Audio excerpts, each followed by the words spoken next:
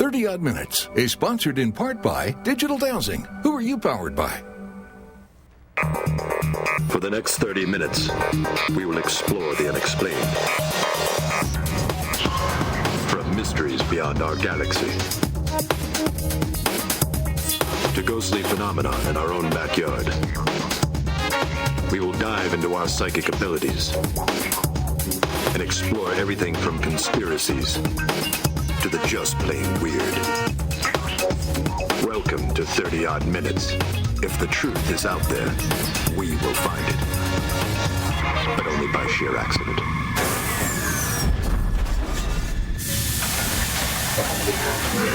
Hey!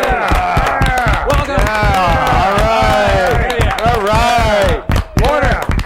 Order in the court, I say. Welcome to 30 Odd Minutes. We have parked the mothership right on the steps of the U.S. Supreme Court behind us. Here we are in Washington. They walk right by us. They can't even see us because we're cloaked. It's good to have you with us. If you're watching live at 30oddminutes.com, jump in the chat room, interact with us. We love to talk to you. Want to say hello to our control center, Matt and Andrew. How are you guys tonight? Hey, Jeff, how's it going? Excellent. Hey, can you adjust the RF gain on the, no, too much. Not enough. Perfect. Got it. Everything good? Yeah, Excellent. yeah. All right. The rash clearing up? A little. Just got to keep the ointment on it. Yeah, keep doing that. All right, good stuff. Want to say hello to Sarah in the control center. How are you tonight? I'm good. No complaints. All right. Yeah. Turned another year older this week. I know. Happy 24 birthday. 24 feels good. Yeah. 24 again. Wow. Yeah. So, anything new? I want to say hello to Washington County Community Television in Maine, who is now picking up our mothership transmissions. Good to have you guys. Hey. All right. Yeah. Good to have them there. All right, very good. Absolutely. And the chat room, of course, is buzzing. Sarah's watching what you as always, say. Yes. So we can see you. You can see us. We appreciate it. Hello to Maine. We'll stop calling you maniacs for a little while. That's long enough. That's long enough. All right, cool. I'm very excited about tonight's show because we're talking about paranormal and the law. And this is something we're going to get into a really interesting debate and discussion. It's something I've been kicking around all week as we get ready for the show and thinking about what we want to talk about. And I know it's something that Dr. Dreck has thought about as well. Take a look.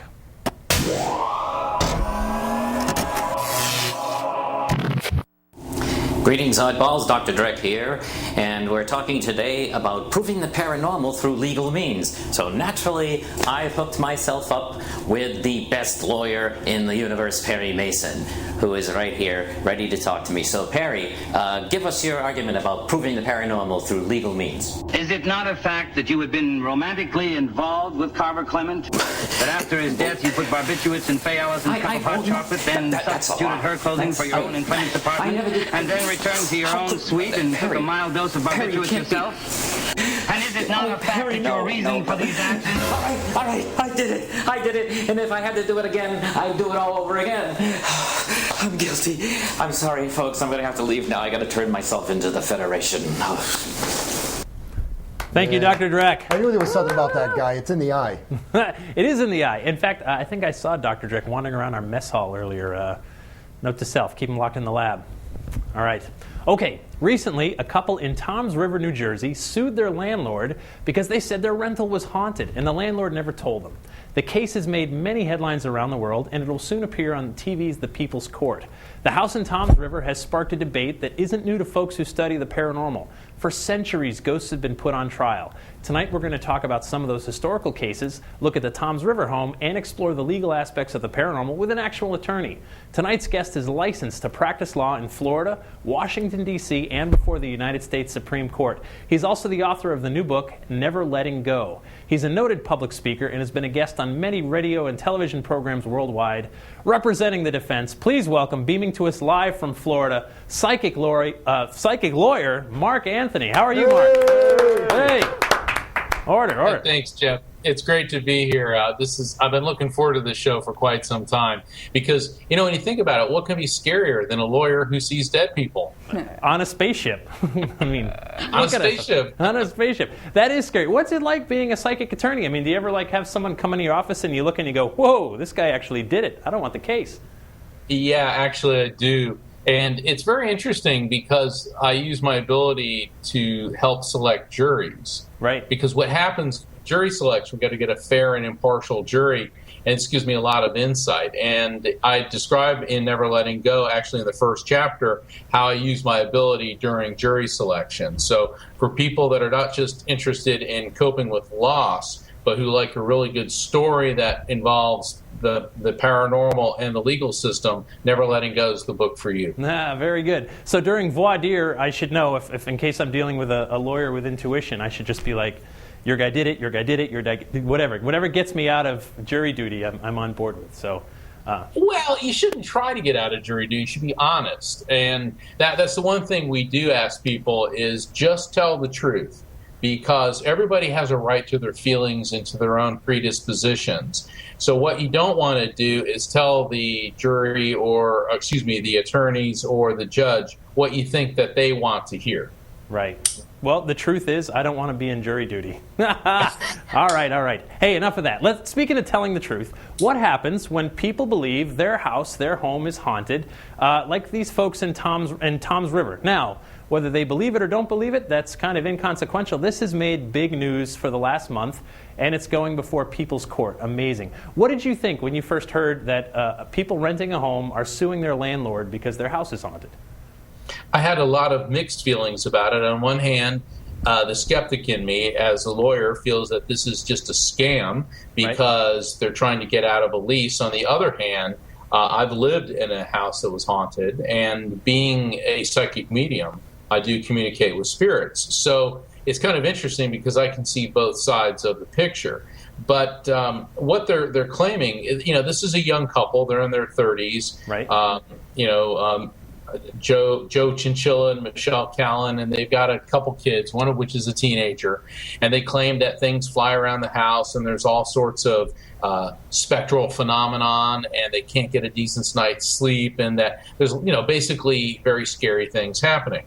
But Jeff, what I find suspicious is that the Shore Paranormal Research Society of Tom's River, which is, essentially a ghost hunting a unit, went and checked it out, and they found nothing.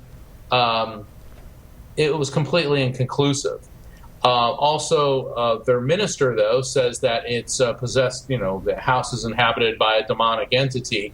So what we have are some very inconclusive findings, and it's more opinion than it is anything else. Well, I mean, what would be conclusive findings when it comes to a haunting? I mean, isn't there always going to be someone who says, I don't believe in ghosts, ergo, this house can't be haunted? Absolutely. But see, it goes even further than that, because let's say that the Shore Paranormal team said, based on our investigation, based on the EVP and the K1 and all the testing that we've done, that there is definitely a spectral phenomenon here, definitely that this house is haunted. And then let's say that a psychic medium was there and said, yes, I've made communication with spirits. So technically there would be evidence. But then when you get it into court, here lies the problem. For the judge to overturn the lease agreement, the judge would then have to determine that the house was indeed inhabited by spirits.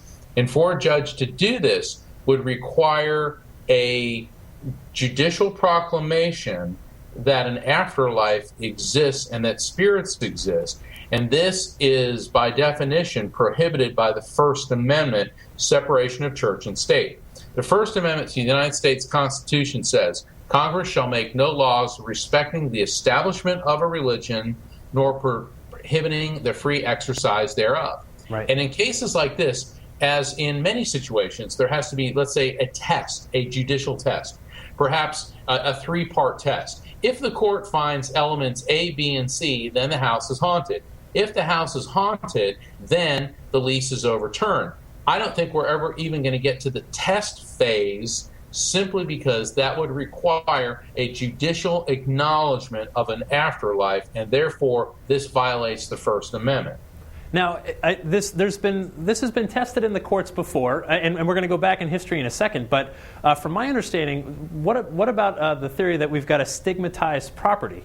Now, the court wouldn't have to rule on an afterlife in that case, correct? Because you can say, look, it's stigmatized because people were murdered here, and it's created gawkers. Now, whether there's ghosts lurking or not is irrelevant. It's stigmatized, and the renters didn't know it. Does that come into play at all with the Toms River house? It very well could. Because on the flip side of the coin, in many states, if a murder has occurred at a residence, the fact that a murder has occurred must be disclosed. Sorry, I'm having some lighting issues here. No problem. So when we get into that, and that's because a lot of people's religions say that they cannot live in a house which has been, which a murder has been committed in, because it somehow makes it impure. Now, once again, we're getting into the First Amendment there. Right. I'm wondering if frustration of purpose doctrine or acts of gods or spirits would override the contract to let the tenants out of their obligation. So before we get into determining whether or not there's an afterlife, maybe we should just stick to the fact that these people are terrified for whatever reason, and whether or not there is an otherworldly entity there, they're simply terrified to be in the home. But the problem there is, Jeff, we would then open up a floodgate of litigation for people to start saying these things just because they want to get out of a lease agreement. So I think that going to the People's Court is the perfect venue. This is a very Hollywood type of case. There's a lot of sensationalism here. And in the People's Court, both parties agree to dismiss their lawsuit and have the People's Court judge make a determination. Right. So in all likelihood, whatever happens isn't going to matter because both sides are going to walk away with proper monetary compensation. Right. But if you were the judge and you're around the law, you understand how this stuff works. If you're the judge, what kind of evidence do you need to hear that makes you say, you know what, this house is dangerous, stigmatized, haunted, or other, and you have violated the lease agreement, Mr. Landlord? What's enough evidence? There isn't going to be any evidence here because there are certain requirements under the law, like the McNaughton rule, which requires that if something is going to be considered scientific, it has to pass scientific muster and withstand the scientific method. And to date, there have been there's been nothing involving spirit contact which could be considered to withstand the scientific method. I know spirits exist because I communicate with them. And as a lawyer, I practice what's known as evidential mediumship. So if I were to do a reading for you and it said, your father's around you and he loves you, that's not evidence. That anybody could say that. But if I start telling you intricate and intimate details about your dad, about your relationship with him, about shared memories that I have no reason to know, then that would be evidence. So in that aspect, if a judge would accept that. Now, let's look to since the United States law is based on English common law, let's look at Great Britain. Great Britain has the most advanced techniques in mediumship and spirit contact in the world. British evidential mediumship is based on being able to present evidence from the other side. And in World War II, a woman, actually one who used to advise Winston Churchill, who was a medium, was arrested under the British Anti-Witchcraft Act of 1735 because of her ability to perceive spirits. In the 1950s, the British eradicated the Anti-Witchcraft Act and replaced it with the Fraudulent Mediums Act, which was basically supposed to stop charlatanism, gypsy fortune-telling, and basically like sideshow carnival type of mediumship. I understand the Fraudulent Mediums Act has now been replaced by a Consumer Protection Act. So in Britain, spirit contact is looked at not only as a real phenomenon, but one which is regulated by law. Now, that has not yet happened in the United States, and that's I think that's coming. And I've had a lot of people ask me, well, why don't you start the crusade to change the law? And it's an interesting thought. Yeah, no. Hey, as soon as we win enough money to own a few senators, we will maybe take up that charge after we push our own agendas first, of course. Matt Moniz is jumping out of his skin over here in the control center. Matt, what's up? Well, he made a point about scientific evidence in the way it's presented, and you're just talking about ghosts not being scientifically proven. As a scientist, and I know that I've asked this from all my professors going up through school, there's also been no scientific study that's actually been done to show that they don't exist either. Right. Yeah, no, and that's and of course the debate goes on. We get into a spiritual debate, we get into a legal one.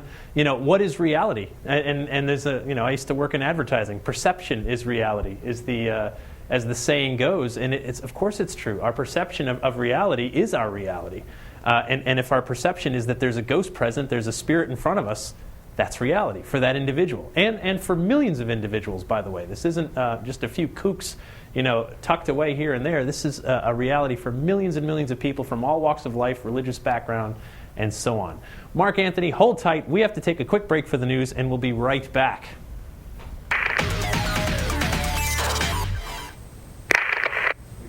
An airborne mystery has some aviation authorities in the state of Colorado a little worried. On May 15, 2012, the pilot of a private jet reported that he nearly had a mid-air collision while flying at 8,000 feet above Cherry Creek. The captain radioed air traffic control within seconds of the encounter and reported that a small aircraft had just passed by his jet. He described the craft as looking like a large radio-controlled plane. Air traffic control reported back that there was nothing detected on their radar screens. No model airplane enthusiast has yet stepped forward to claim responsibility for this near collision, which has some conspiracy theorists pointing to this case as proof that the United States government is in fact using unmanned drones for surveillance of American citizens. Or perhaps to discover the location of the mothership and the oddball secret base. As if, one Pentagon spokesman said. In other news, an old woman in China cheated death in a way that nearly scared her neighbors out of their skin. Apparently, in February of 2012, the elderly woman Li Zufang was found lying lifeless on the ground by one of her neighbors, who knew that the old woman had suffered a head injury only a few days earlier in a bad fall. Because her neighbors could not revive her or detect any vital signs, they assumed she had died as a result of her injury. By local tradition, Zufang's body was placed in an open coffin so it could be viewed for a few days before burial, and all of her worldly possessions were burned. The day before the funeral, her neighbor went to check on Zufang's body and was shocked to find her coffin empty. However, the cause for this was neither body snatches nor that Li had become one of the walking dead. Li Zufang was found alive and well in her kitchen, cooking something to eat. Brains! The old woman had not died. She had actually been in a very deep coma. Hope she wasn't too fond of her stuff. Back to you, Jeff. Thank you, Andrew. We're back. We're back with psychic attorney Mark Anthony, author of the new book, Never Letting Go, and we're talking about paranormal and the law. Mark, we keep a shrink on staff, Sarah Coombs. She's got a question for you. Please, Sarah. Yeah, I do, Mark. So, as you know, speaking about perception being reality, so in particular when it comes to hallucinations, which can mimic reality for people, they do perceive them to be real, and they're conscious and they're awake when they're perceiving this. And so you can make that case for paranormal activity. At what point do visual and auditory, even olfactory smelling things become a hallucination, and at what point do you rule that out? Because there's all sorts of underlying psychiatric disorders, organic brain disorders. It can be even normal things like having too much caffeine, sleep deprivation. So at what point do you bring that into question when someone's bringing this case up in a legal standpoint? I mean, where do you draw the line at that, and at what point do you think maybe a mental health evaluation might be ordered to either make or break a case? That's an excellent question, because the one of the children of this couple is a teenager, and it has been suggested that a lot of teenagers go through these hormonal changes and behavioral changes, and for all we know, she may have an issue with drugs and be a problematic teenager, because it seems to be that also the teen seems to be the focal point of a lot of the paranormal phenomenon. And that is a fascinating point, because we don't know what's going on in the house. Let's take the spiritual element out of it. Maybe there's radon gas. Maybe there are paint fumes. Maybe there's lead paint. Maybe there's some type of chemical poisoning, sick building syndrome, which is inducing nausea, hysteria. Back in I believe it was the 13th century, there was in Italy, northern Italy, there was a rash of demonic possession. And the Catholic Church was rounding up hundreds and hundreds of people in this one part of Italy. I believe it was in northern Italy, north of Bologna. And now we know that what was happening was a lot of people were eating rye bread, and the rye seeds had actually gone bad and started to form a type of lysergic acid, which we now know as LSD. So basically, a bunch of people in medieval Italy were tripping on bread, which had been tainted. And, if you saw somebody and you didn't know what the effects of a hallucinogenic were, and they're talking about, hearing sounds from the wall and smelling color and so on and so forth, then you would probably think that today's standards, we think that they're mentally ill, but back then they believed that they were possessed by the devil. So we really don't know all the facts that are involved with this. And it could come down simply to this. I mean, I've been a lawyer for a long time, and these people could just be complete scam artists who want to get out of this lease because they don't like the house or they can't afford it, and they couldn't come up with any legal justifiable reason. So what better excuse than it's haunted? Right. No, of course. And the Amityville case, one of the most famous cases in America, there was a lot of speculation that the Lutzes couldn't afford their home and made this stuff up. Of course, the people that live there say otherwise, and the people that investigated say otherwise. All right, real quick, I want to jump through history here. Let's go all the way back to 1692 in Salem, Massachusetts. Of course, the Salem witch trials. Spectral evidence put hundreds of people in jail and 24 people, at least, to their grave. This was a landmark case because it was just little girls saying, "Hey, there's a dark man whispering in our ear and telling us who's in league with the devil." Spectral evidence was outlawed after this because it got so out of hand. And how did that case really change American law? Of course, before it was America.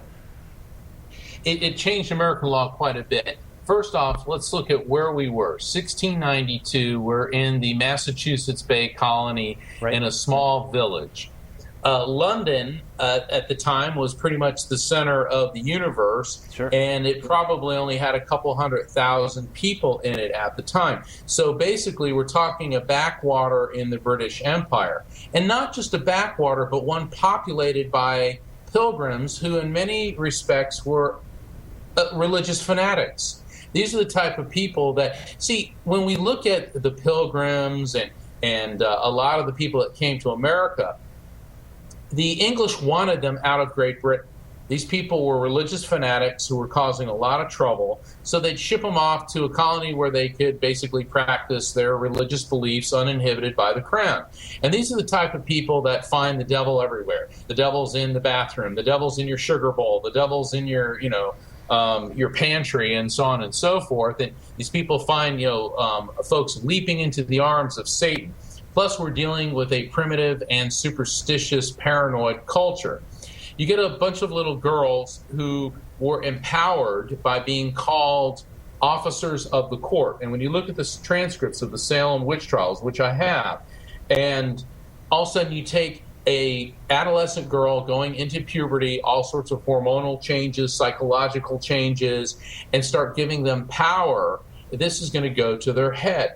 And eventually, when we examine what was really going on here, if somebody were convicted of witchcraft or admitted to being a witch, that meant the crown, which was the local government, got to seize their property, their land, and their assets. So what was happening is a lot of people started getting very rich on the backs of people that they didn't like. Sure. And the one person who refused to confess was Giles Corey. Right. And Giles Corey, they laid him on the ground and put a plank, like a giant wooden door, and started putting bricks on top of him and, basically crushing him to death.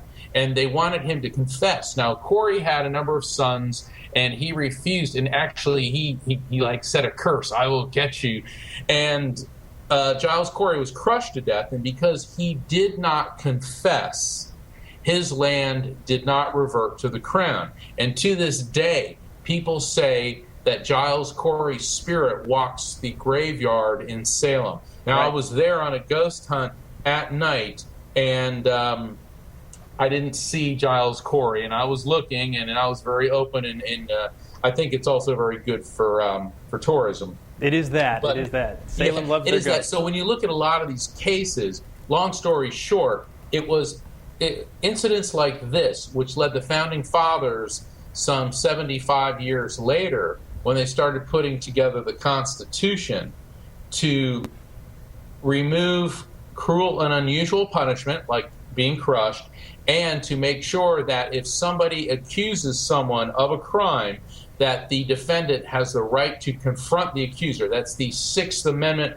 right to counsel, right to confrontation, the Confrontation Clause of the Constitution. So cases like this, while they're reprehensible, actually in the long run led to our Bill of Rights and the freedoms which we now today take for granted. Sure. You know, psychics and mediums have been punished and crucified, persecuted for centuries. If you go back in time, let's say to that era, and if I walk around the village saying, I see dead people, chances are I was going to get hung or burned at the stake. If I had joined the clergy, let's say I was in Italy or France, more of a Catholic country, and said I was receiving visions of the Holy Spirit, and I was a priest, well, then I would, chances are, end up being a saint in the Catholic Church, because a lot of the popular saints, when you examine and study their lives, they exhibited what today is considered to be mediumistic and psychic ability. Sure. All right, real quick, I want to run through a couple other cases. Plymouth, Massachusetts, in the 1730s, we've got the house right here. This is the Thompson Phillips house on Middle Street in Plymouth. And what we had here was we had a landlord who had a tenant living there for over a year. And after a year, the tenant claims the house is haunted, spreading lots of stories about it, to the point where people are gathered around watching this house. And then eventually, the landlord takes his tenant to court saying he's not paying me rent anymore. He has no written agreement, so he's suing him for slander of the house, which is an interesting tact on it. Like, I can't sue you for not paying rent because we don't have a written agreement, but I'm suing you to slander my property, which is almost, like the whole stigmatized thing.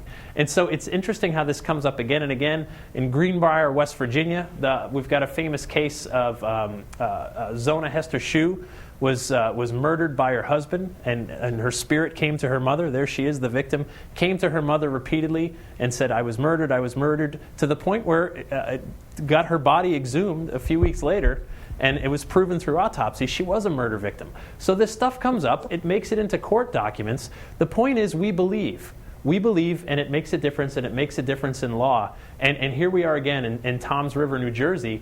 This isn't new. This isn't the first time ghosts have been put on trial. You think it'll ever get to the Supreme Court here behind us? It's entirely possible. My personal belief is, in many of these instances, like in the house in Salem in 1733, chances are there was a spiritual presence in the house. And when the title to the house was tainted, then that became an economic issue. Right. It simply comes down to, Thomas Edison believed that he could devise an instrument, the spirit phone as it's euphemistically referred to be able to connect with the other side. And if somebody on the level of genius that Thomas Edison was believes that this is possible, I also believe this. I know that these things are real. I think in some instances people are taking advantage of this and exploiting it for their own purposes. But the fact remains, it very well may get to the point where this does go up on appeal to the U.S. Supreme Court once a judge makes a determination based on evidence that a house is indeed haunted. Excellent stuff. Mark Anthony, we've come right up to the end of the show. And of course, a whole other ball of wax is now the subject is so popular, being haunted could be a very good thing. It could bring customers into your business. Mm-hmm. And of course, that's a whole other can of worms, which we'll have to get to on another episode, another mission of 30-odd minutes.